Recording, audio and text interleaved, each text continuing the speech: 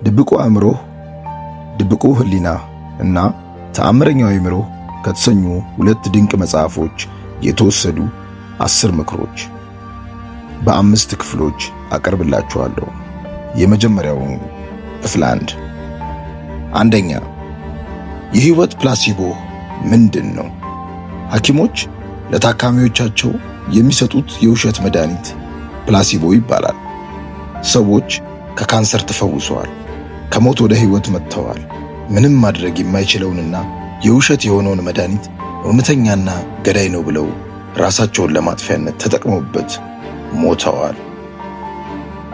የዳኑትም የሞቱትም ስላመኑ እንጂ መድኃኒቱ የውሸት ነው። የውሸት። ለመሆኑ ያንተ የህይወት ፕላሲቦ ምንድን ነው? ሁለተኛ፣ ፈልገህም ይሁን ሳትፈልገው የእምነቶችህ ተጠቂ ነህ።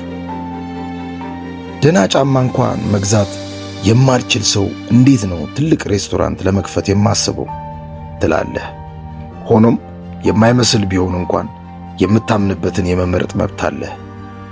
አንተ የእምነቶችህ ተጠቂ ነህና እምነትህን መፈተሽ አለብህ።